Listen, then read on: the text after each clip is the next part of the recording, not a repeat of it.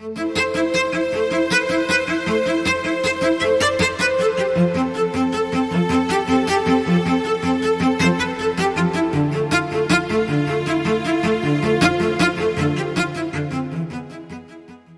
d'accueillir Pierre. Vous connaissez à la fois la verve et en même temps l'importance de l'action militante en Bretagne et ailleurs, en France et en Navarre, et qui donc vient nous parler aujourd'hui d'un parti que j'imagine beaucoup d'entre vous apprécient particulièrement, à savoir France Insoumise. J'aime bien intituler moi France Soumise, et je pense que ça va être en partie le contenu, l'axe que tu vas développer ici. Ce parti qui cherche encore et toujours à se présenter comme étant les défenseurs des classes populaires, mais qui, au fond, met en application la fameuse ligne Terra Nova, je ne sais pas si vous connaissez ça, 2012, et cette idée d'allier la bourgeoisie progressiste avec les banlieues islamisées. Et ça a des conséquences évidentes dans le discours, et ça pose parfois quelques problèmes à France Insoumise, même si la barque semble tenir. On espère qu'un jour elle chavire. En tout cas, Pierre va nous expliquer tout ça.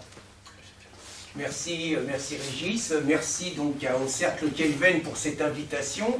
Et le souvenir de la dernière fois que j'étais venu ici, c'était en plein pendant la bataille de Callac. Je salue Pierre-Yves qui y était. Et donc, je vous avais fait une conférence sur les enjeux de la bataille de Callac. Et quelques jours après cette conférence, donc j'en arrive à croire que le Cercle Kelven est une mascotte, quelques jours après cette conférence, donc, bien, nous avions appris que la bataille de Callac avait été victorieuse et que le projet qu'on voulait nous vendre avait été annulé. Donc, je suis ravi d'être ici. Effectivement, je n'étais pas le premier choix, hein, mais donc, quand Régis m'a appelé, je me suis dit que ça me ferait plaisir, et je pense, mais pas seulement plaisir, je pense réellement indispensable, ce qu'a commencé à faire Régis, de démolir un petit peu le mythe Mélenchon, le mythe des Insoumis, l'escroquerie que cela représente, et de montrer à quel point ce Jean-Luc Mélenchon est totalement à l'opposé de ce qu'on décrit, de ce qu'il prétend être.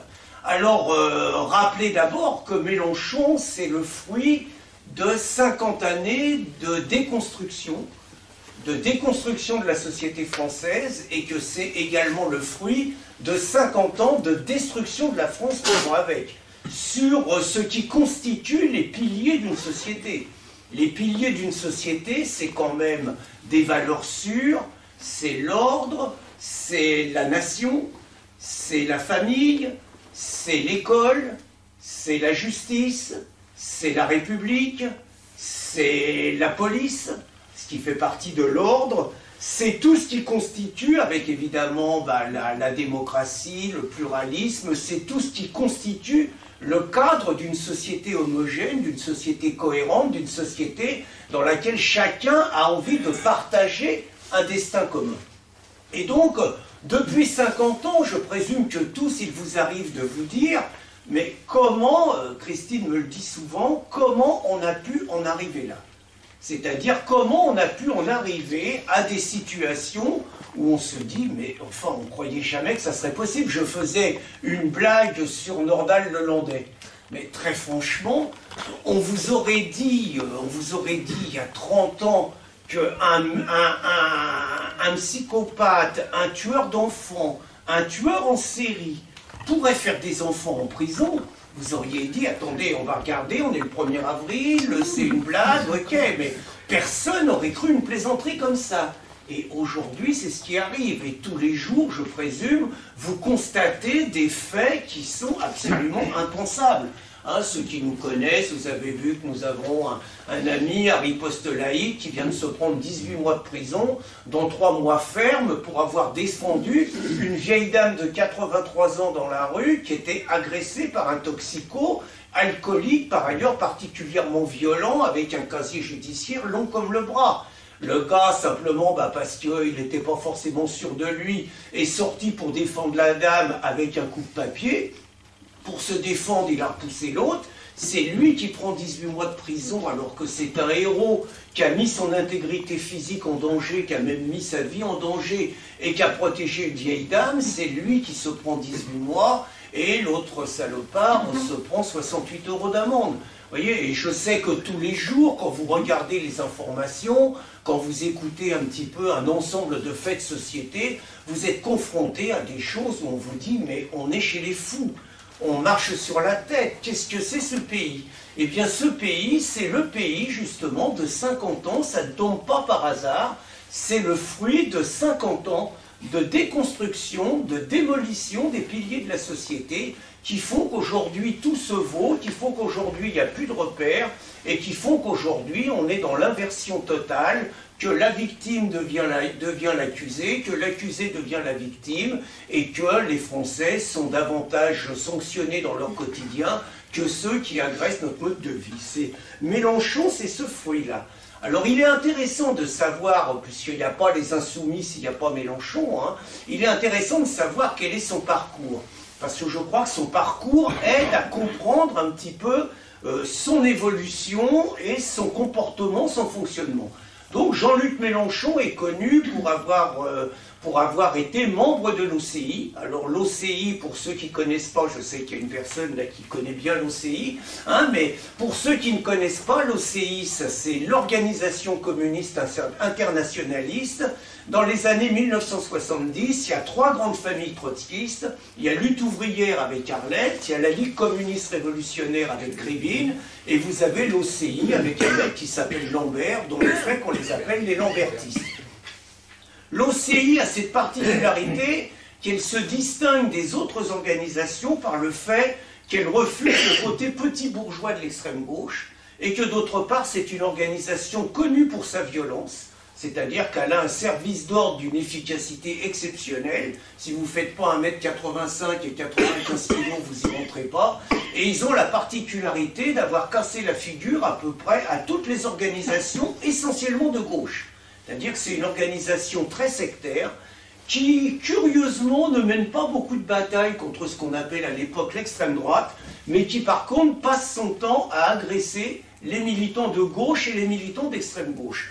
Parcours intéressant, ils sont dans le refus permanent de l'unité d'action, et il suffit que vous ayez 50 organisations qui mènent une initiative, eux ils vont en faire une à côté, c'est-à-dire qu'ils sont toujours dans une culture de division.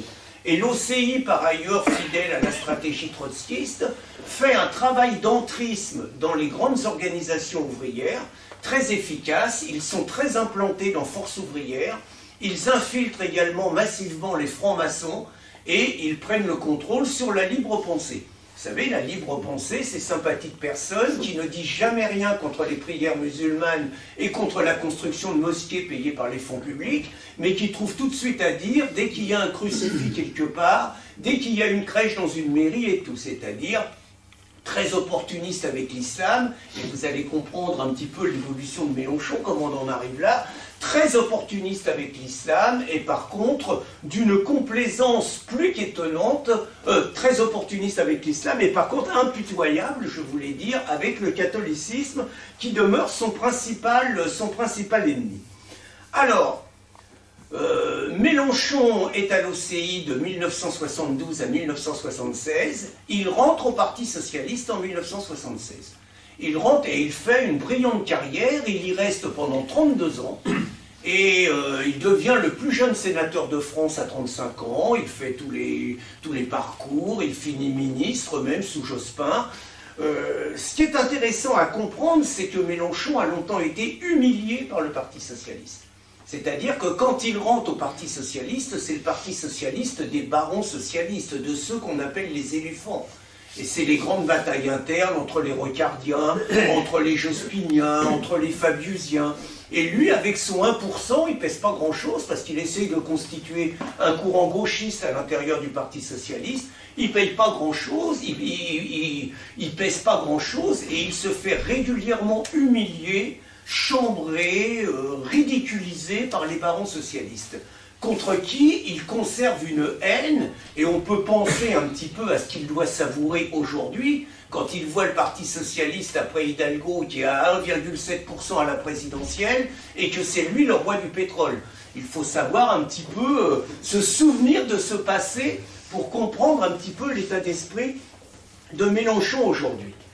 Alors, quelle est la particularité, parce que c'est intéressant, quelle est la particularité de la France insoumise aujourd'hui, puisque la France insoumise a été créée par Mélenchon en 2016, quelle est sa particularité par rapport aux autres forces de gauche?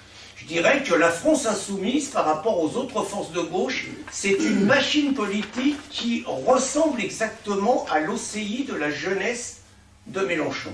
C'est-à-dire qu'il y a un chef, et vous avez une garde prétorienne de 10 personnes qui est totalement inféodée au chef et qui ne discutera jamais une décision du chef, y compris si le chef dit totalement le contraire le jour de ce qu'il disait le lendemain.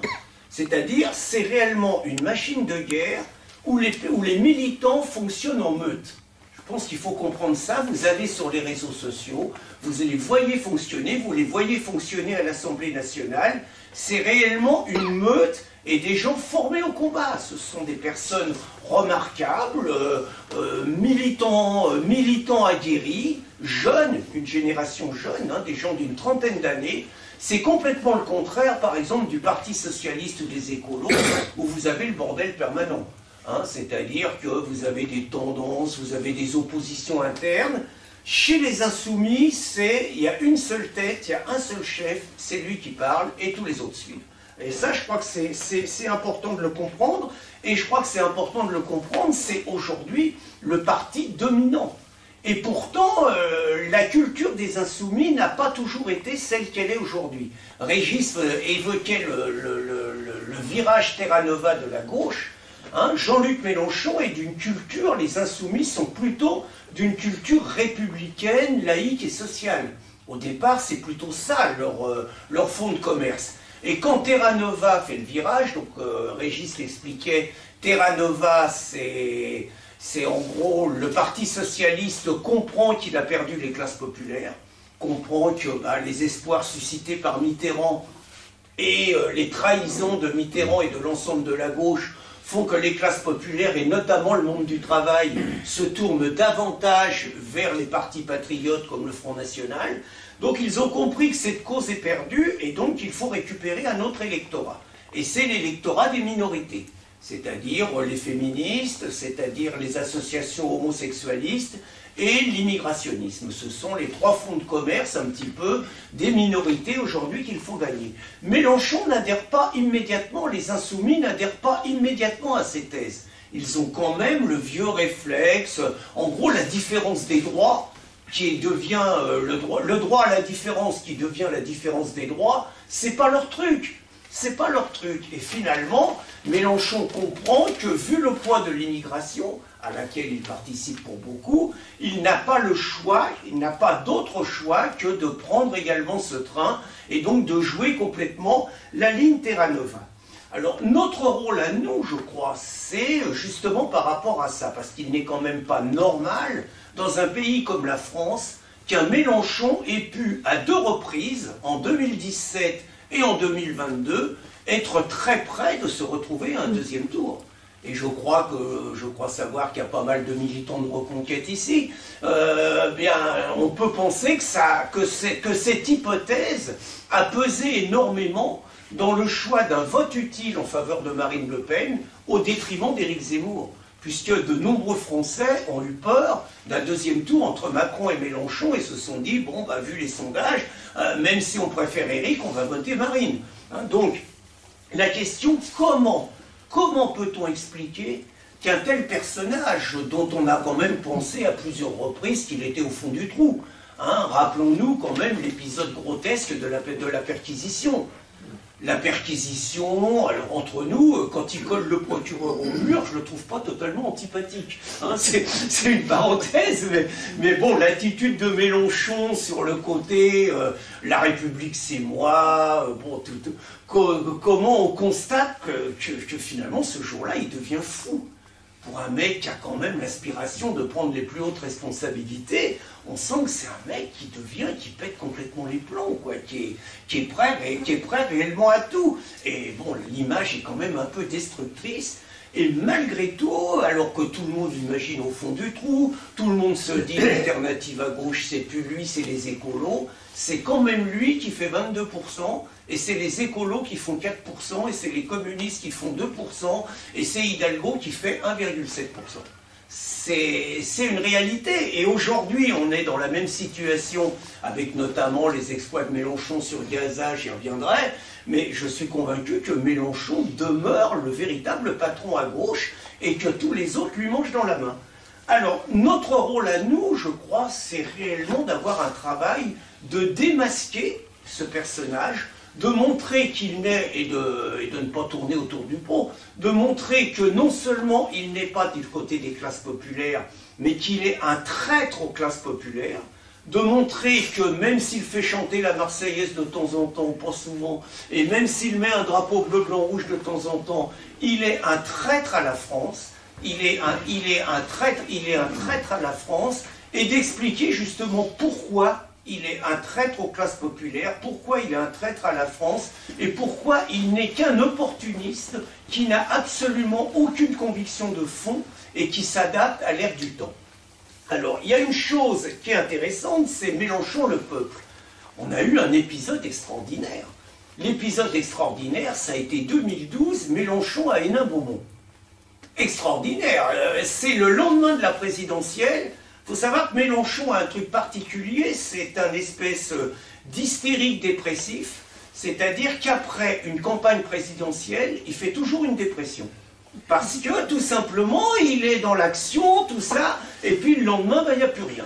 Et il a besoin de s'occuper, il a besoin de faire quelque chose. En 2012, il y a donc, après la présidentielle, il y a les législatives. Et il y a les législatives, et il y a Marine Le Pen qui se présente à Hénin-Beaumont. Et Mélenchon estime dans son logiciel qu'il n'est pas normal que Marine Le Pen ait les voix des classes populaires à Hénin-Beaumont, que les gens sont trompés et que lui va mettre les pinceaux à Hénin-Beaumont et qu'il va remettre tout ça dans le droit chemin.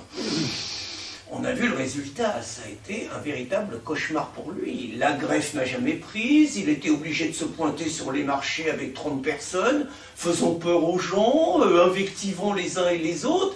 Résultat, Mélenchon a fini sur la civière, il n'a même pas fait la deuxième mi-temps, il a été éliminé au premier tour, et il a annoncé qu'il reviendrait, ils ne l'ont jamais revu, mais la preuve que les classes populaires, le peuple, ne se reconnaît pas dans un Mélenchon. Mélenchon dit qu'il connaît les travailleurs parce qu'il connaît les syndicalistes. Il ne connaît pas des syndicalistes, il connaît des chefs syndicaux, il connaît des bureaucrates syndicaux. C'est-à-dire des gens du système, des gens qui n'ont jamais travaillé, qui n'ont surtout pas envie de travailler, et qui sont là par la bienveillance de l'État. Mais il ne connaît pas les classes populaires, il ne connaît pas les travailleurs. Il ne sait pas ce que c'est que d'aller boire un coup dans un café avec le peuple. Il ne sait pas ce que c'est que d'aller discuter avec les gens. C'est quelqu'un qui est toujours dans les élites. C'est quelqu'un qui est toujours avec les apparatchiks. Mais il n'a absolument aucune notion de ce qu'est réellement un travailleur, de ce à quoi a besoin un travailleur. Alors il va vous raconter, et je pense qu'il faut vraiment insister sur le fait que c'est un traître aux travailleurs, que c'est un traître au salariat. Il va vous raconter qu'il réclame avec les siens des augmentations de salaire, qui réclame un renforcement du secteur public et tout, c'est bien. Mais comment on peut prétendre défendre les travailleurs quand on défend l'immigration avec 5 millions de chômeurs? Quand vous défendez l'immigration avec 5 millions de chômeurs en France, ça veut dire que vis-à-vis des travailleurs du privé, parce que c'est les travailleurs du privé quand même qui sont les principales victimes de la concurrence, les fonctionnaires qui constituent par ailleurs une bonne partie de son électorat, ne subissent pas, encore que ça va peut-être pas pour l'instant, ne subissent pas les conséquences de l'immigration. Donc, non seulement il les trahit parce que dans période de chômage de masse, il impose cette immigration, mais en plus, chacun sait que cette immigration est porteuse d'une insécurité. Chacun sait que cette immigration est porteuse, quelque part, de modifications profondes à l'école, j'y reviendrai. Or, un travailleur, c'est pas seulement le mec qui est sur son lieu d'entreprise.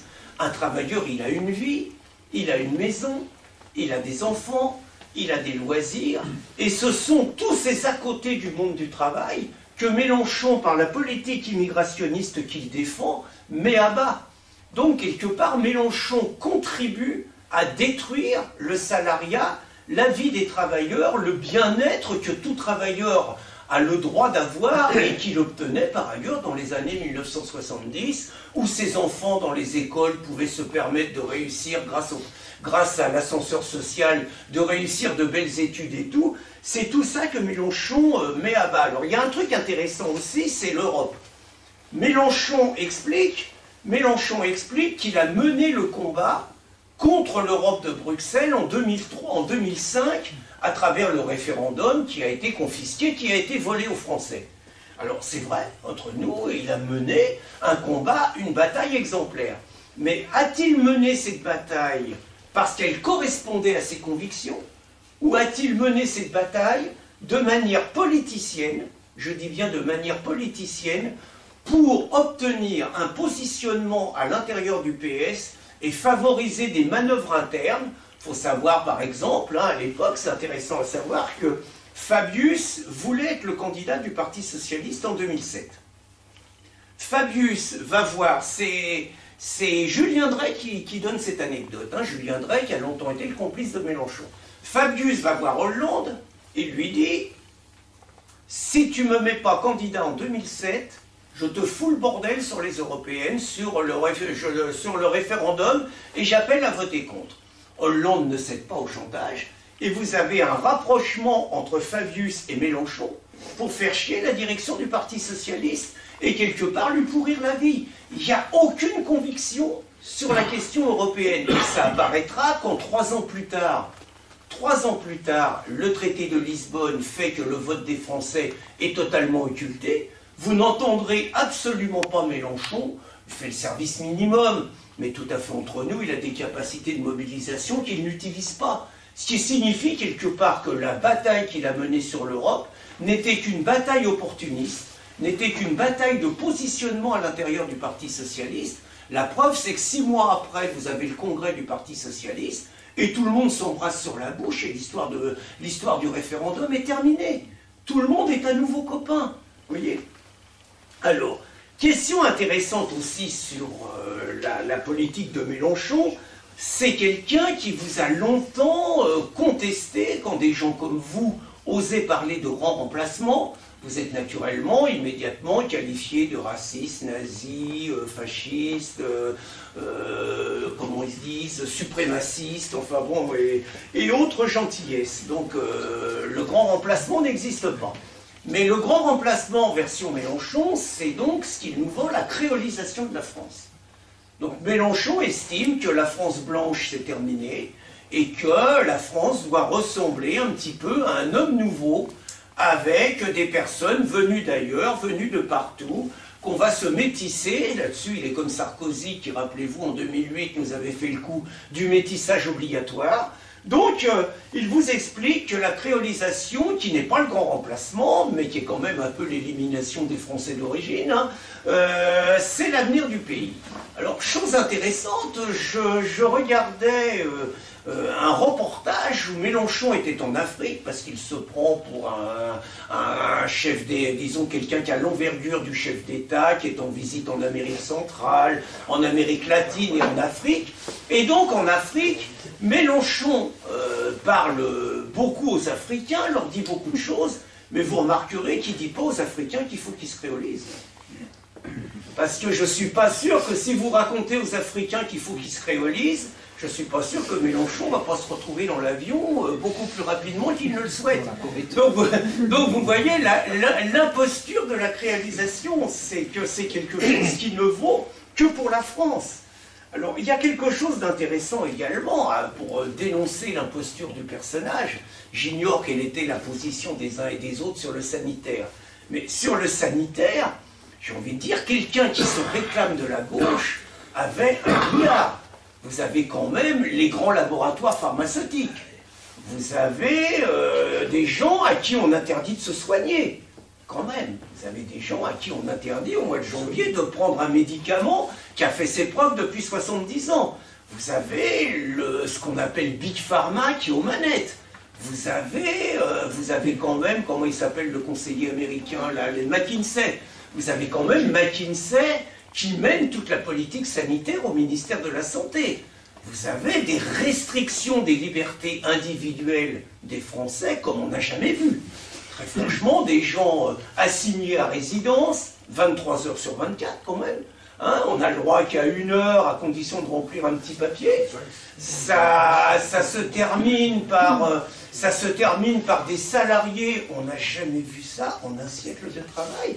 Des salariés privés d'emploi, privés de revenus, privés de ressources parce qu'ils travaillent à l'hôpital et qu'ils n'ont pas voulu se faire vacciner. Une vaccination obligatoire avec des intimidations extraordinaires, avec des remises en cause des droits démocratiques les plus fondamentaux. On aurait pu penser qu'une personne de gauche avait un billard pour expliquer justement les atteintes liberticides du grand capital, des multinationales, tout ça contre les classes populaires. Vous avez entendu Mélenchon? Non seulement totalement aux abonnés absents, mais en plus reprochant à Macron et au pouvoir du laxisme, réclamant davantage de mesures pour protéger les Français. Vous avez vu les insoumis à l'Assemblée nationale? Les mecs qui se la jouaient, nous on est des rebelles, nous on est des insoumis, la cravate on n'en veut pas, on jette ça, on arrive avec un maillot de foot pour montrer qu'on est des mecs émancipés, ça c'est Ruffin. Vous les avez vus à l'Assemblée nationale? Alors tous la muselière, hein. Tous bien dociles. Hein. Vous êtes amusés à regarder les meetings pendant la présidentielle? Moi je trouvais ça extraordinaire. Vous voyez les meetings de reconquête? C'était extraordinaire, les gens n'avaient pas de masque pour la plupart. Les gens n'avaient pas de muselière. Les gens venaient totalement libres et tout. Vous regardiez les meetings des écolos ou les meetings des Mélenchon, je veux dire, ils avaient tous la muselière, ils avaient tous la tenue. Ah, ils étaient vraiment bien élevés, bien dressés, hein, des sacrés insoumis, des sacrés rebelles. Donc, imposture totale par rapport à ce côté insoumis, par rapport à ce côté lutte contre le grand capital et tout. Alors, une autre chose où il y a une imposture phénoménale, c'est, vous regardez la situation internationale. Mélenchon, en temps normal, la gauche allait quand même contre la guerre. En temps normal, hein, surtout quand la guerre est impulsée par les États-Unis. Je rappelle, hein, US Go Home, tout ça, il y a quand même une tradition de gauche. Vous regardez le conflit russo-ukrainien. Vous avez entendu Mélenchon? Vous avez vu Mélenchon descendre dans la rue? Je ne sais pas pour dire, mais on peut penser, peut-être que tout le monde n'est pas d'accord avec cette vision, hein, mais on peut penser quand même que chez des gens de gauche, on peut avoir la vision de l'OTAN alliée à l'Union européenne qui agresse un pays souverain, la Russie, en multipliant des bases américaines autour de la Russie et tout. On peut rappeler peut-être qu'en 1961, à l'époque de Cuba et des problèmes des fusées, bah, les ricains n'avaient pas tellement été contents que les Popov leur mettent quelques fusées à Cuba, juste à côté de chez eux, et que là, on est dans une situation puissance 100. On peut penser qu'un mec de gauche, il a le droit de bouger, surtout quand vous voyez l'attitude sur Gaza, et sur Israël-Hamas, où là, tous les samedis, vous avez une manifestation pour défendre les pauvres Gazaouis. Alors on ne dit pas qu'on défend le Hamas, mais c'est tout comme, de l'agression israélienne, des très méchants juifs, avec par ailleurs des relents parfois qui froissent l'antisémitisme au nom de l'antisionisme, hein, quand même. Donc, le pacifisme habituel des gens qui se réclament de ces valeurs, mais totalement absent sur la Russie. C'est invraisemblable. Les seuls qui ont fait des choses sur la Russie, c'est les patriotes. Comme exactement sur le sanitaire. Hein. Les patriotes sur le sanitaire et sur la Russie ont fait le travail qu'auraient dû faire les insoumis s'ils étaient fidèles aux valeurs qu'ils prétendent représenter. Alors, il y a une chose extraordinaire, c'est quand même, et je reviens sur l'origine de Mélenchon, le côté trotskiste, le côté OCI et tout, c'est le totalitarisme de la pensée. Le totalitarisme de la pensée, c'est-à-dire que c'est un homme qui, en 1995, réclamait l'interdiction du Front National, avec Charlie Hebdo. Ça n'a pas forcément réussi beaucoup, par ailleurs, aux gens de Charlie Hebdo qui n'ont pas été tués par des gens du Front National. Mais ça fait partie de la vie. Hein.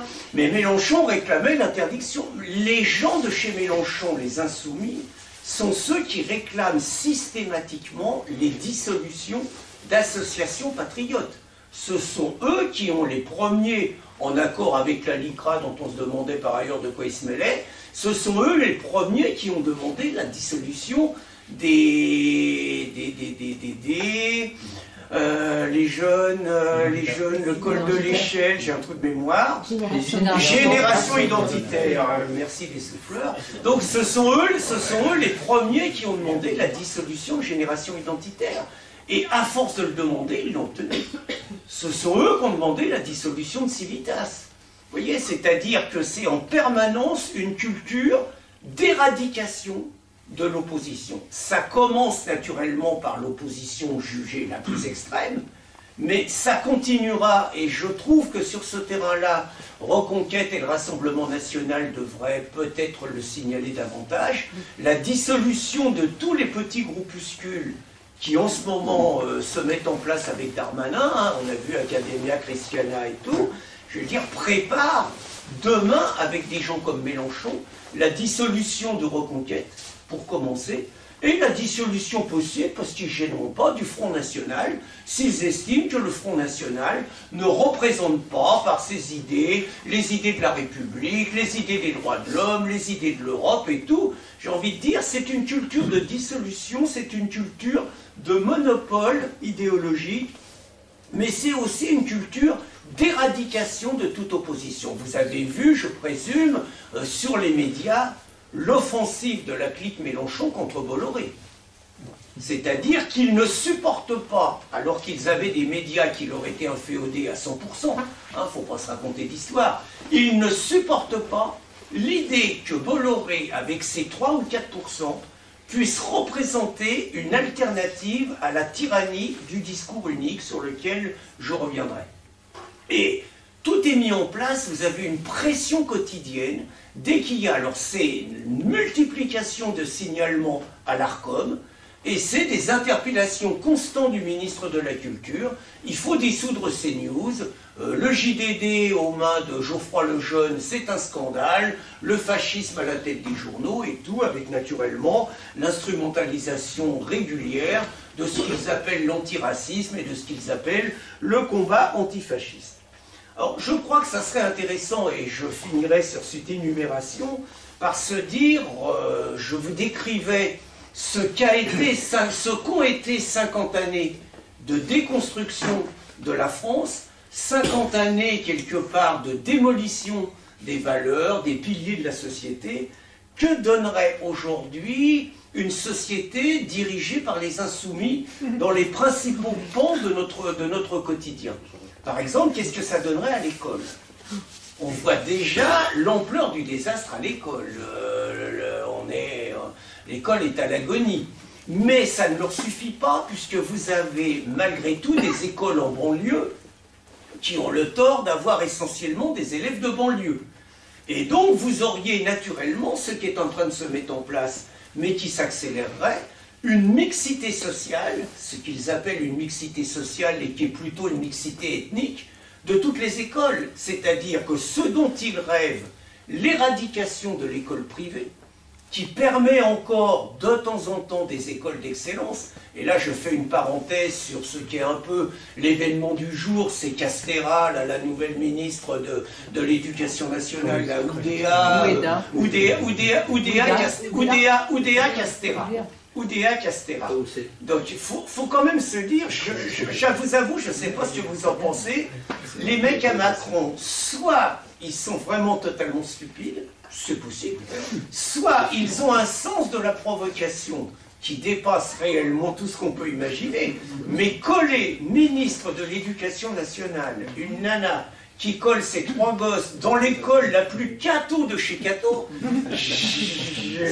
j'avoue, je sais pas si c'est de la connerie ou quoi, mais toujours est-il que ce qu'elle dit est juste.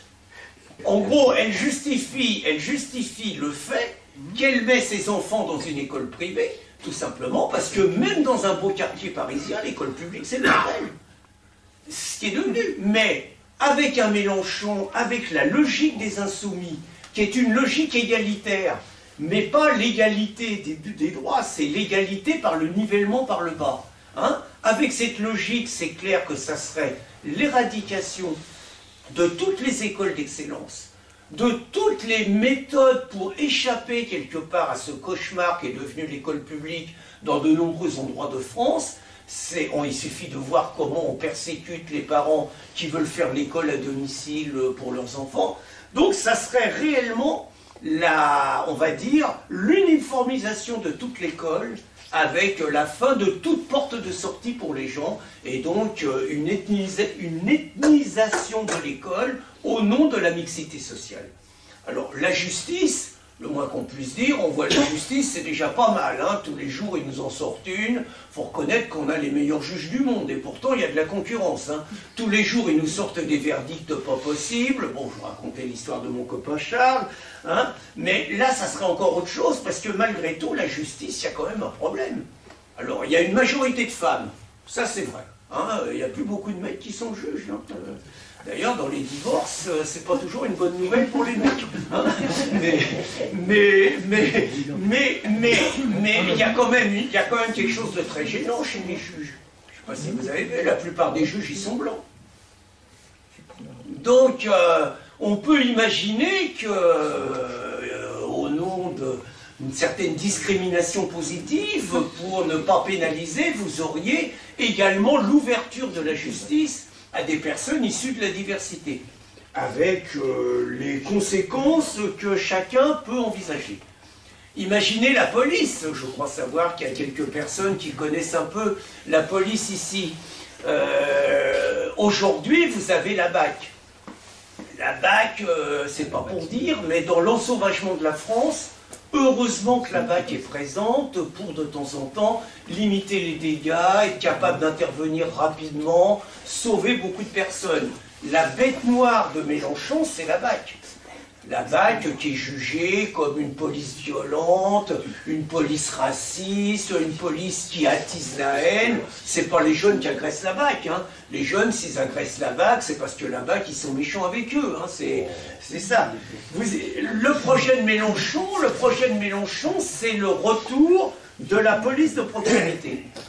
La police de proximité, c'est quoi? Faut pas se raconter l'histoire, c'est la police des grands frères. C'est exactement la politique que vous avez eue à la RATP dans les années 2000. Dans les années 2000, on a raconté que la violence dans les bus et dans le métro, ça avait une explication, c'est que les gens qui conduisaient les bus et les rames de métro, ils n'étaient pas comme les gens qui transportaient. Et donc on vous a dit, on va régler le problème, on ne va plus embaucher que des gens d'origine, hein, autrement dit des Maghrébins et des Africains, hein, on va embaucher que ceux-là. Et puis, comme ça va se régler, les gens ils vont s'identifier, il n'y aura plus de problème. Ceux qui prennent les transports en commun tous les jours doivent constater que c'est quand même pas tout à fait comme ça. Eh bien, dans la police de proximité de Mélenchon, ça serait exactement ça.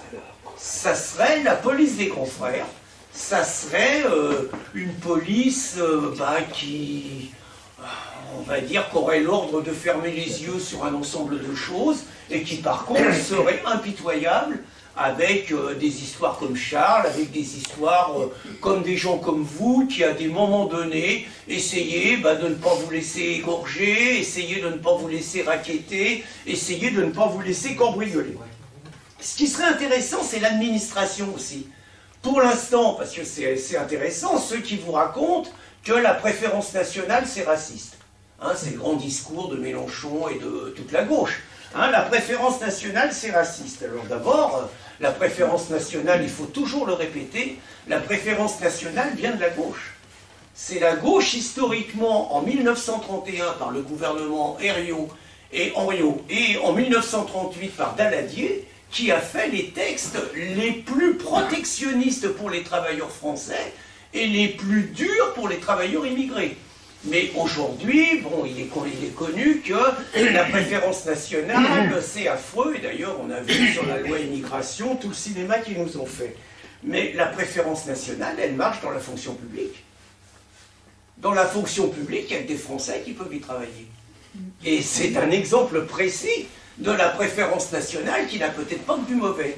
Les militants insoumis, les députés insoumis, mènent des batailles régulières pour que, alors évidemment, ils ne vont pas dire dans les postes stratégiques, mais ils commencent à dire dans des postes qui ne mettent pas en cause la sécurité de la France, ils commencent à mener une bataille pour que des personnes de nationalité étrangère puissent rentrer dans la fonction publique pour mettre fin à ce qu'ils considèrent comme une discrimination visant les immigrés par rapport aux Français. Alors, ce qui est intéressant, Mélenchon se réclame le défenseur du modèle social. Ça, c'est passionnant. Donc, il faut quand même qu'il nous explique comment, en faisant rentrer 500 000 immigrés tous les ans, comment, en faisant payer toute la politique sociale par les entreprises françaises. C'est les entreprises françaises par les cotisations, les salariés, mais aussi les employeurs, qui financent le modèle social français. Avec les 5 millions de chômeurs, avec les 10 millions de pauvres, et avec les 500 000 nouveaux venus qui rentrent tous les ans. Tout ça, ce sont des entreprises qui les payent. Et Mélenchon ne remet pas en cause la concurrence libre et non faussée chère à l'Union européenne. Ce qui signifie que sur le marché, une entreprise française n'a aucune mesure protectionniste par rapport à l'importation de produits venus de l'étranger et réalisés dans des conditions écologiquement, économiquement, socialement beaucoup plus favorables que celles qu'on impose aux entreprises françaises. Donc là, l'imposture est à son comble, c'est-à-dire qu'il défend un modèle social qui ne tient que par l'accroissement de la dette. Il ne faut pas se raconter d'histoire, on ne peut continuer à payer les retraités, à payer le modèle social que par l'accroissement de la dette. Donc Mélenchon nous explique qu'il est en même temps pour l'immigration sans limite, parce que c'est quand même ça, et en même temps se réclame le meilleur défenseur du modèle social à la française, ce qui est totalement une impasse qui amène forcément à des situations à la Venezuela, c'est-à-dire des logiques d'une économie totalement administrée qui se terminent toujours par des faillites spectaculaires, avec naturellement un prix à payer très très lourd pour les salariés. Alors, chose intéressante également, c'est Mélenchon, ça serait l'accélération de la déchristianisation de la France. Donc, c'est clair que pour eux, je ne crois pas être parano en disant ça. Je ne sais pas si vous vous rappelez, à une époque, à la météo, tous les soirs, vous aviez la météo à la télévision et vous aviez le nom du saint du jour. Hein, Saint-Pierre, Saint-Jean et tout. Vous avez maintenant plus saint. Vous avez simplement le prénom. Vous avez des gens de chez Mélenchon qui réclament la fin des jours fériés chrétiens. Les moins excités disent qu'à la rigueur, on peut garder des jours fériés chrétiens à condition d'avoir l'équivalent en jours fériés juifs, en jours fériés musulmans.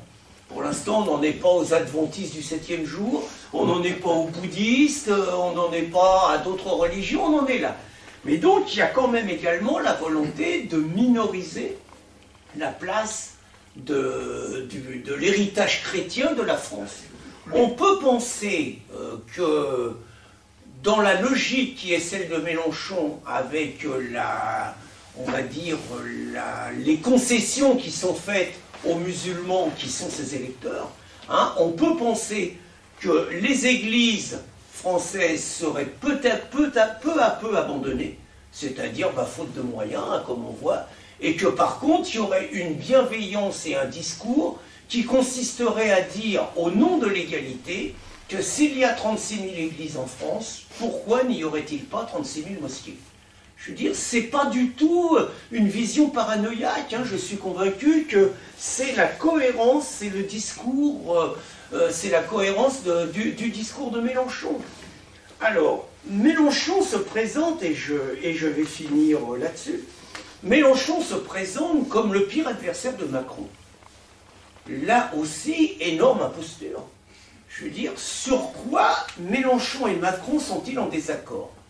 Certes, Mélenchon, de temps en temps, alors sur la loi immigration, où ils ont fait tout un cinéma, que la loi immigration, c'est tout juste s'il n'y a pas les chars nazis dans les rues de Paris, hein, si on les écoute. Très franchement, la loi immigration, c'est du pipi de chat.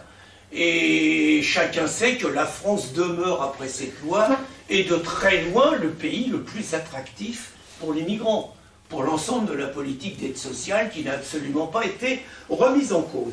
Mais vous regardez sur l'ensemble des grandes questions de société, sur l'invasion migratoire, est-ce qu'il y a une différence entre Mélenchon et Macron? Mettons que Mélenchon, Macron se contente de 500 000, et si Mélenchon pouvait en mettre 700 000, parce qu'il faut toujours donner l'impression d'être plus radical que l'autre, mais sinon c'est la même volonté d'imposer l'immigration aux Français. Sur l'islam et l'islamisation, c'est la même politique de lèche-babouche. Très franchement, c'est la même soumission à l'islam. Je veux dire, c'est quand même extraordinaire qu'un Mélenchon n'ait jamais rien fait contre le voile à l'école, qu'un Mélenchon sur l'abaya, c'est la nouvelle étape, sur l'abaya, Mélenchon a approuvé la présence des abayas à l'école en disant que ce n'est pas un signe religieux, mais que ça sert à discriminer les musulmans. Donc, Mélenchon-Macron sur l'islam, aucune différence.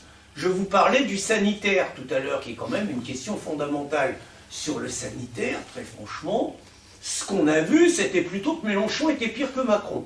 C'est-à-dire qu'il réclamait encore plus de mesures. Et vous allez voir que s'il nous impose une deuxième vague, vous allez les entendre exactement de la même façon. Sur la politique européenne, quelle est la différence? Est-ce que vous entendez Mélenchon dire qu'il faut sortir de l'Union européenne comme le font les patriotes? Jamais. Non seulement il ne le réclame pas, mais quand il parle de l'Europe, il réclame que le principe, pour l'instant, une décision dans l'Union européenne ne peut se faire qu'à l'unanimité des membres présents. C'est ce qui permet d'ailleurs à Viktor Orban de résister à l'immigration de son pays et tout, de limiter les dégâts. Mélenchon est celui qui réclame que l'immigration dans les pays européens ne soit plus le fait d'une unanimité, mais d'une majorité. Ce qui est exactement le souhait de tous les européistes de Bruxelles, de Van der Leyen, qui veulent mettre au pas tous les régimes souverainistes, tous les régimes patriotes, en leur imposant la loi du nombre. Donc sur ce sujet-là, Mélenchon est totalement, mais totalement, le relais de la politique européenne, de la politique qui arrive à dissoudre les États-nations, à leur retirer toutes leurs prérogatives et à les mettre sous la botte d'une union fédérale. Alors, sur l'Ukraine, je vous ai dit, on ne voit pas la différence. Très franchement, sur Gaza, on ne voit pas la différence. Ce que nous devons dire, c'est que finalement, Macron et Mélenchon, c'est le même combat mondialiste, c'est le même combat européiste, c'est le même combat pour la disparition de la France, c'est le même combat finalement pour la perte des identités et pour une espèce de vision de nouveau. C'est surtout la même haine de la France et de toute l'histoire de notre pays. Quand Macron dit qu'il n'y a pas de culture française, Mélenchon ne dit pas autre chose. Quand Macron dit qu'il y a des cultures de France, mais pas de culture française, Mélenchon ne dit pas autre chose. Alors je vais terminer, parce que j'ai peut-être été un peu long, je vais terminer, je suis sûr, sur une nouvelle qui va vous réjouir. Je pense que Mélenchon n'a aucune chance de survivre. Je vais vous expliquer. Ah, je sens que je vais vous expliquer pourquoi. Tout le monde a compris qu'on allait à l'affrontement. On ne sait pas quand, mais l'affrontement en France, qui n'est pas une guerre civile. Hein. Parce qu'une guerre civile, ça voudrait dire que c'est deux parties du peuple qui se battent. C'est pas ça. Hein. La guerre civile, c'est l'Espagne en 1936. Là, c'est une guerre de conquête et de reconquête. C'est pas la même chose qui est en train de se mettre en place. Hein, c'est pas du tout la même chose. Il y a deux solutions. On la gagne ou on la perd. Les Français, on la gagne ou on la perd. Première hypothèse, on la gagne. Bah, je crains quand même que, comme ça s'est toujours fait dans l'histoire, les traîtres subissent un sort qui n'est pas tellement enviable. Première hypothèse. Hein, donc je crains là pour tous ceux qui depuis 50 ans trahissent et ont accéléré l'invasion migratoire et l'islamisation de la France, on va sans doute leur présenter une note assez lourde. Deuxième cas de figure, ça peut arriver, on perd. On est islamisé, on perd, on a le choix entre se convertir, devenir des dhimmis, se faire zigouiller et tout. Parfait. Mais d'après vous, ça va être quoi le sort de Mélenchon là? Bah, ça va être le sort des communistes iraniens. En 1980, le Parti communiste Toudeh, en Iran, ils ont cru bon de s'allier aux islamistes pour foutre en l'air le Shah. Les islamos, ils sont pas idiots, ils ont dit vous êtes utiles, très bien. Mais une fois qu'ils ont foutu le Shah en l'air, ben, ils ont égorgé les communistes. Et je pense que c'est ce qui arrivera aux insoumis. Si nous perdons cette guerre, les musulmans n'aiment pas les traîtres. Les musulmans n'aiment pas ceux qui, quelque part, ne leur servent plus à rien. Et ils les jetteront comme les idiots utiles, et ils les extermineront exactement comme ils sont toujours exterminés, ceux qui ne leur servent plus à rien. Donc c'était là-dessus que je voulais terminer, que la guerre qu'ils préparent, nous la gagnions ou nous la perdions, le camarade Mélenchon ne fera pas de vieux os. Je vous remercie.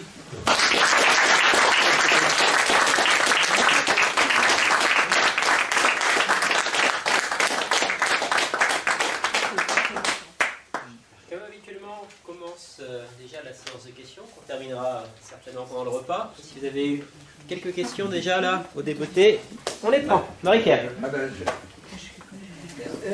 Ma question concerne plutôt l'effet entraînant de Mélenchon sur la population et sur les électeurs. Car on peut constater que son discours ou sa façon de faire est efficace en termes de vote. Et à ce niveau-là, j'évoquerai ce qui pour moi a été un élément très important des dernières législatives, c'est la création de la NUPES, cette espèce d'entente sans vrai fondement idéologique, qui a été pour l'électeur le moyen de voter à gauche sans voter Macron. Qu'est-ce que vous en pensez? Ben, il y a plusieurs choses dans votre question là. Vous parlez de la NUPES. Alors la NUPES, c'est déjà un truc bizarre. Hein. Mélenchon a eu l'intelligence, je dirais, que n'a pas eu Marine. Hein. Marine aurait pu faire une NUPES patriote. Et je suis convaincu qu'il y aurait eu un score autrement plus important du nombre de députés patriotes. Le résultat, c'est qu'effectivement, en faisant la NUPES, Mélenchon est apparu encore plus comme une alternative possible à Macron. D'ailleurs, il a fait toute sa campagne sur Mélenchon à Matignon. Hein, pourquoi pas? À part ça, la NUPES, c'est... La gauche a un cynisme que n'a pas la famille patriote. C'est-à-dire, par exemple, pour faire la NUPES, bon, les mecs, normalement, quand on se met autour d'un truc, il faut faire quand même un programme sur un minimum d'accords. Vous avez les communistes qui défendent le nucléaire. J'aurais pu vous parler du nucléaire dans les trahisons de Mélenchon, hein, mais... vous avez les communistes qui défendent le nucléaire, mais tous les autres sont contre le nucléaire. Les communistes disent, bah, puisqu'il nous faut 20 députés, le nucléaire, on n'en parle pas. C'est un accord sans principe, c'est un accord politicien qui sert à chacun à nourrir le sien et à avoir les députés. Alors après, ce qu'il faut savoir, c'est quand même que Mélenchon, s'il a atteint des scores pareils, on ne peut pas occulter le poids du vote musulman. C'est-à-dire que 70% des musulmans ont voté Mélenchon au premier tour. Vous regardez dans Seine-Saint-Denis, vous avez 12 députés, 12 places de députés, c'est 12 insoumis, c'est 12 NUPES. C'est 12 NUPES compris. Et il y a eu des compris les postes. Hein. Et il y a eu des consignes de donner dans les mosquées, et ça fait partie du calcul de Mélenchon. Hein. Il y a eu des consignes de donner dans les mosquées, dans le genre, le meilleur pour nous, c'est le camarade Mélenchon. Donc ça pèse. C'est sûr. Vous voyez que par contre, dans les campagnes, il n'a pas les votes, il n'a pas le poids qu'il a dans les villes, ça c'est certain. Mais il pèse quand même. Bah, tout simplement, bah, c'est aussi le sens de cette conférence, c'est parce que je pense qu'il n'est pas suffisamment démasqué comme l'imposteur qu'il est. Et oui, tu permets? C'était un oui. Donc, oui, au cours de votre exposé, finalement, on a bien compris les outils qu'utilisait Macron, qu'utilisait Mélenchon, pardon.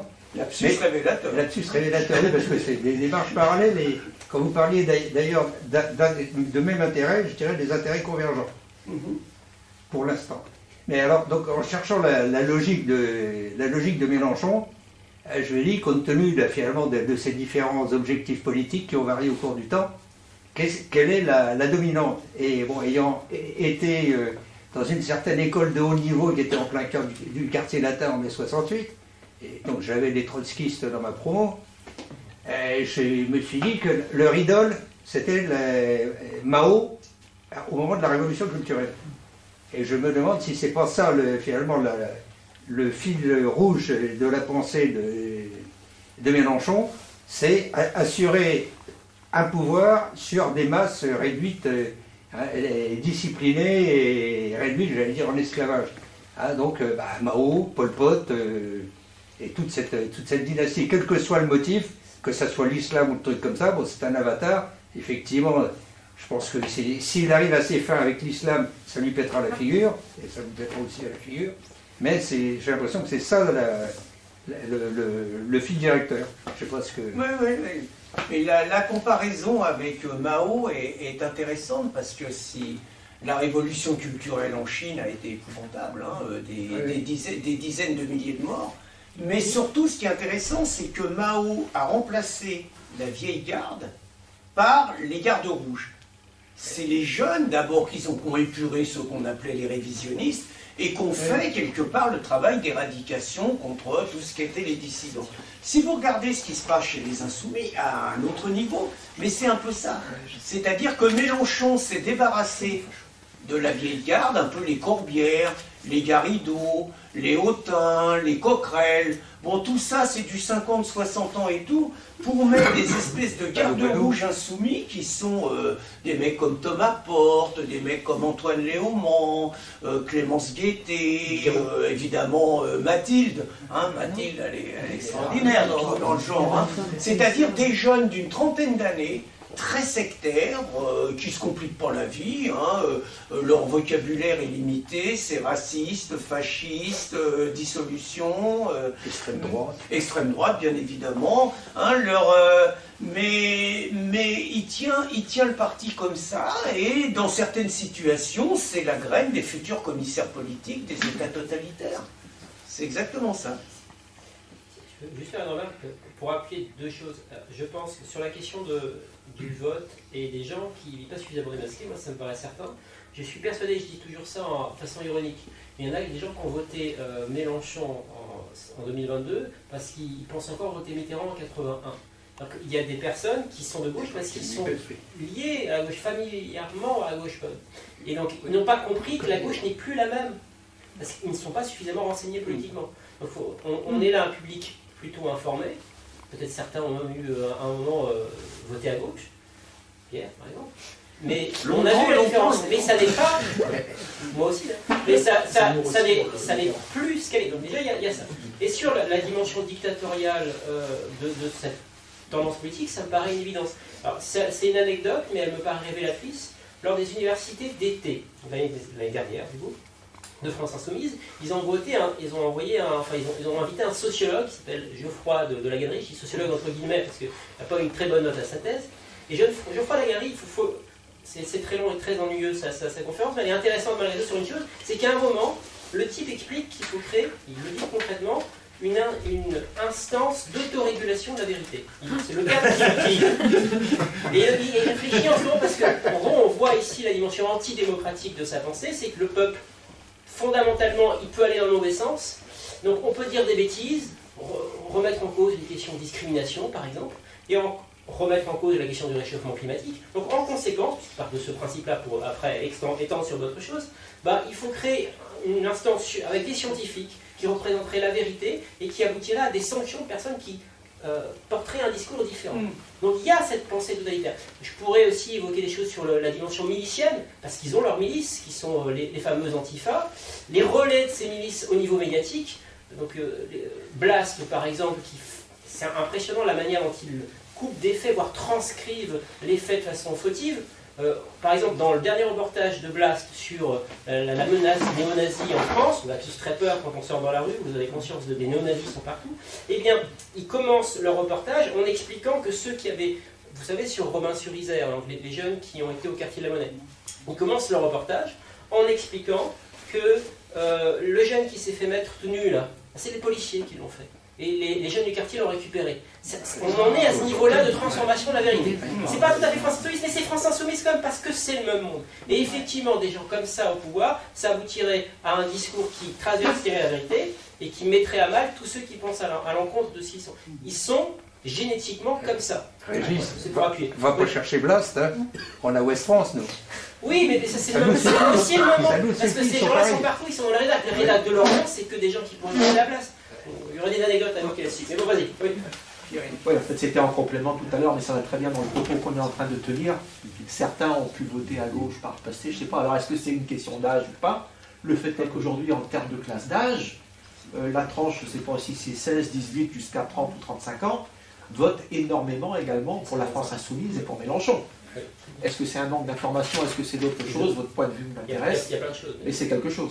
C'est toi le conférencier. Vas-y. Je pense que c'est...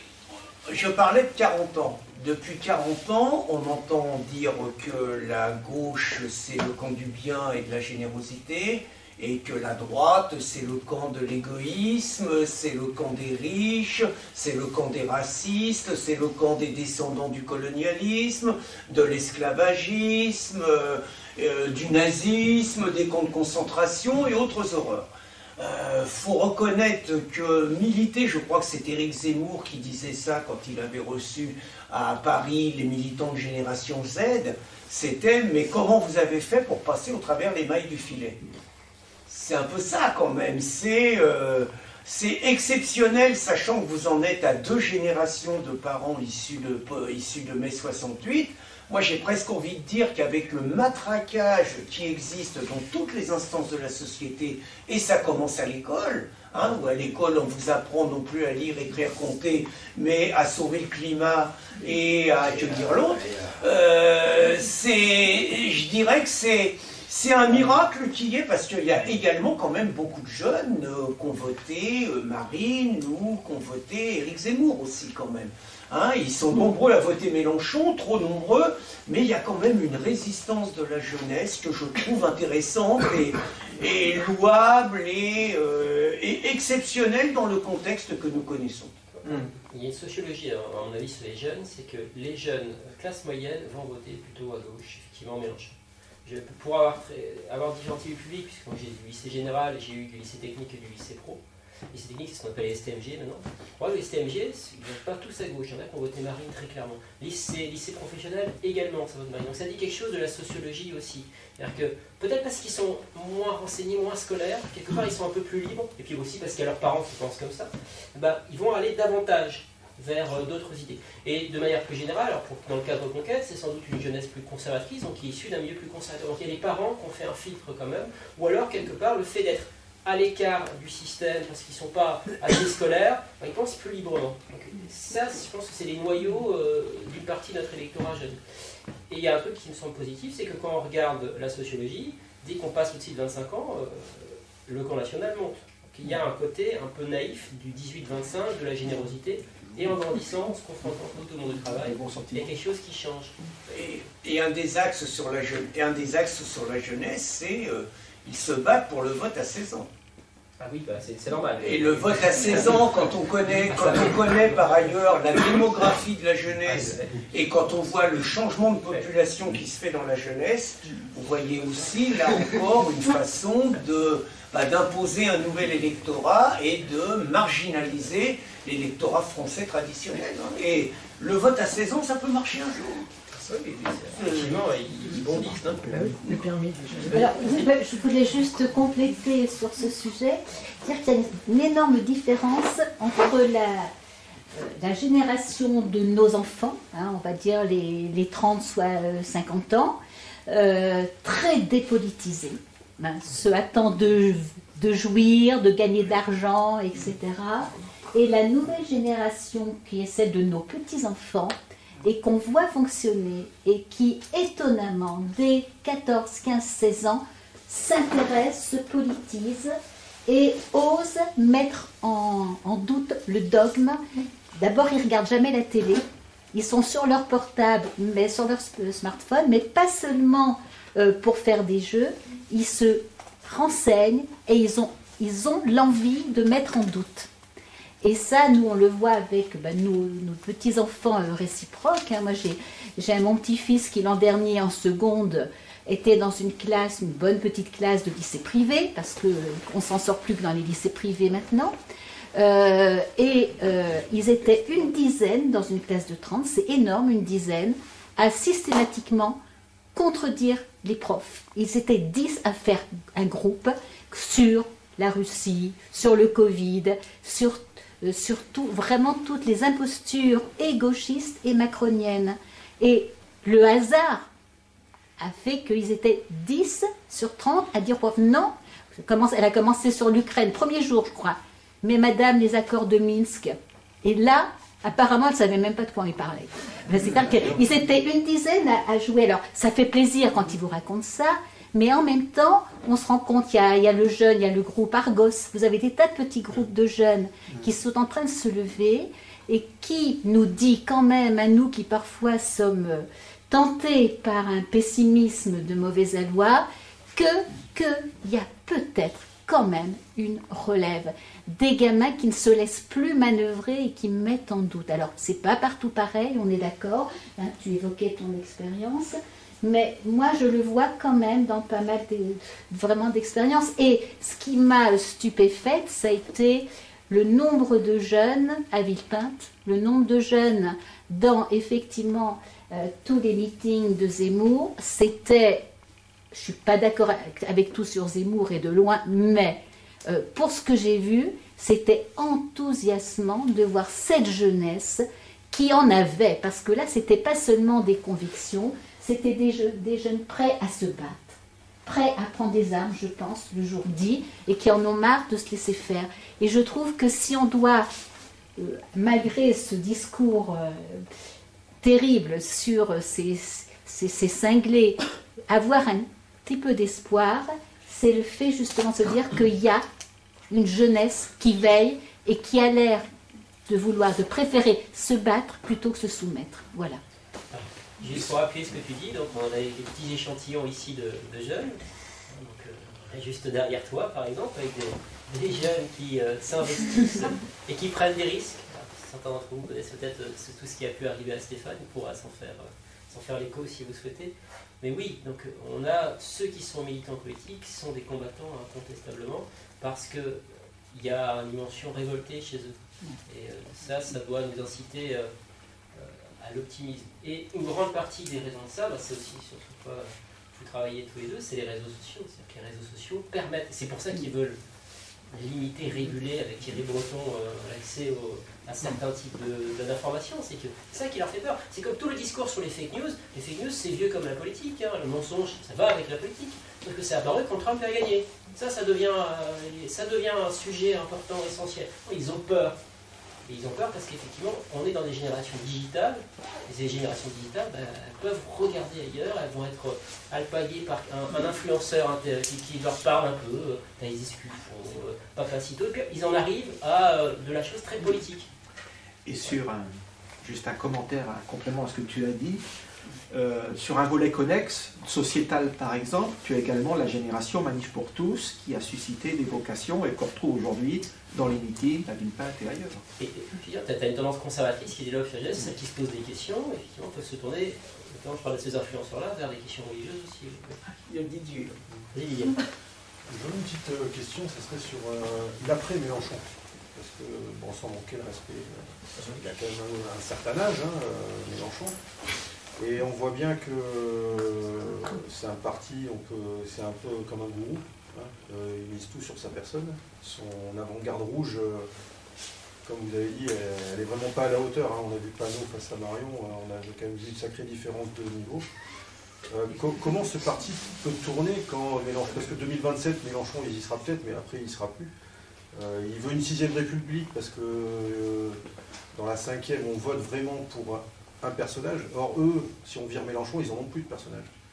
Il n'y a plus personne qui tient la route. Alors, et comment ce parti pourrait tenir si Mélenchon casse sa pipe ou disparaît, ou il y aura une bataille d'ego? C'est après, je ne sais pas si vous connaissez un peu plus ce système-là, d'un parti politique. Le Pen a laissé ça à sa fille, qui lui aussi était quelqu'un qui donnait des ordres. C'était quand même très carré chez lui. Mais par contre, à gauche, enfin, chez LFI, du moins, il n'y a pas grand monde qui tient la route pour moi. Disons, bon, dans ce que tu dis, déjà, à mon avis, 2027, il va y retourner. Hein, il va considérer, je sais qu'à l'intérieur des Insoumis, il y en a beaucoup qui pensent que son heure a passé, Ruffin rêve que ça soit lui, Ruffin il n'existera pas, Clémentine Autain se dit qu'une femme présidente de la République, hein, ça serait bien, enfin bon, ok, bon, mais effectivement, ça sera 2027, Jean-Luc il aura 76 ans en 2027, c'est exactement l'âge que son copain Lula, qui est sorti de prison, a eu pour être élu au Brésil, dans des conditions apparemment démocratiquement discutables, mais en tout cas, c'est lui qui a la place et c'est plus Bolsonaro. Bon, Mélenchon va y aller. Après, normalement, si Mélenchon applique son programme, il n'y a plus de président de la République. Hein, faut savoir, hein, la 6e République, on revient à la 4e République. Il n'y a plus de notion de président de la République, c'est le Conseil et tout. Donc, ce qui serait quand même cocasse, c'est que Mélenchon soit élu président de la République et se dissolve. Hein, parce que ça serait la cohérence de son discours. Maintenant, on a appris quand même que, entre les paroles et les actes, je vous rappelle quand même qu'en 1981, on a élu un mec, Mitterrand, qui racontait que la 5e République, c'était la révolution permanente, la révolution d'État. La révolution permanente, c'est Trotsky. Donc c'était le coup d'État. C'est intéressant. C'était le coup d'État permanent, et le moins qu'on puisse dire, c'est que Mitterrand, pendant 14 ans, il était bien dans le coup d'État permanent. Donc, Mélenchon peut se faire élire sur un truc, c'est la fin de la 6e République, et se sacrifier pour la France, et pour le monde, et pour tout ça. Mais, après, je ne sais pas, il n'est pas immortel, mais en tout cas, il est indéboulonnable. Mais 2027, le pays n'est pas encore mûr niveau islam, je pense, j'espère. Dans 5-10 ans, je dirais peut-être pas la même chose, mais là, c'est encore un peu, je pense que c'est encore un peu précoce. Mais on ne sera plus là dans 10 ans. Alors, est-ce que les idées, ça amène pas les hommes pour les porter, quoi? Donc, ils auront besoin d'un chef, ils le trouveront, qu'on puisse contester le chef ou pas.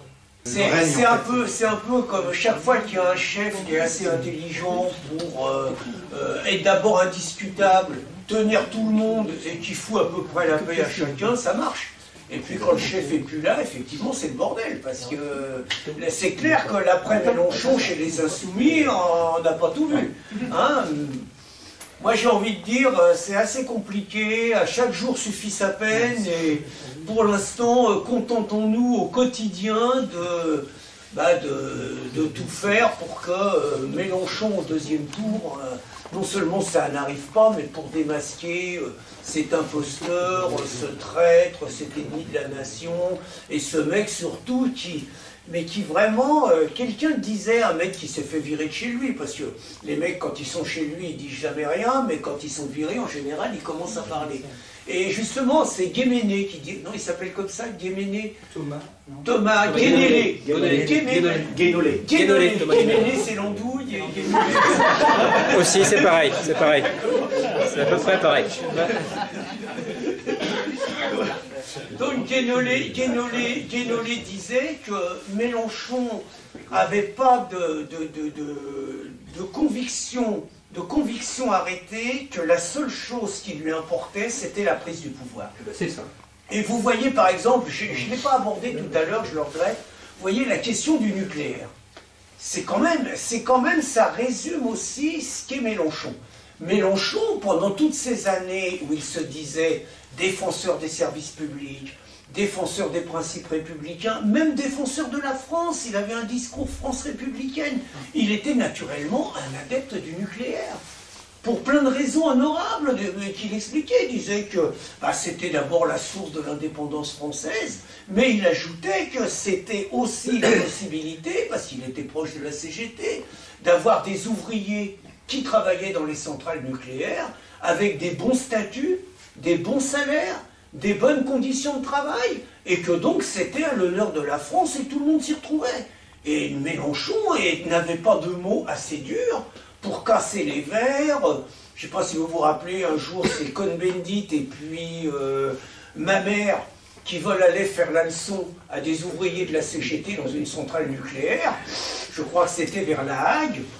Ça s'est pas très bien passé pour eux. Ils ont reçu des crottes de vache, ils ont pris 2-3 patates quand même, mais il y a même eu quelques propos contre Cohn-Bendit totalement condamnables, dans le genre au four. Hein, de la part de militants de la CGT quand même. Hein, donc pour vous dire, Mélenchon était du côté de ceux qui tapaient sur la gueule des écolos, pour dire les choses. Et d'un seul coup, virage total à 180 degrés, parce qu'il est aussi à l'intérieur de la gauche dans un combat avec les écolos, et donc il décide de se faire plus écolo que les écolos.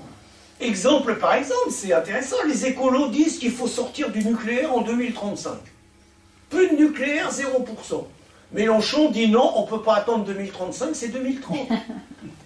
Pour vous dire, il n'y a aucune conviction, il n'y a que de la com politique, des coups d'éclat politiques et des propos démagogiques, mais qui peuvent plaire au niveau d'une jeunesse, parce que le nucléaire c'est méchant, hein, ça fait partie de la propagande, les éoliennes c'est gentil, le nucléaire c'est méchant, les énergies renouvelables c'est l'avenir, bon, voilà, c'est ce qu'on entend. Donc, Mélenchon prêt à tout. Prêt à dire tout et son contraire pour gagner. Pour gagner, en gros, c'est la fin justifie les moyens. Bon, on va continuer les questions tout à l'heure, si vous voulez bien, pour les restaurateurs.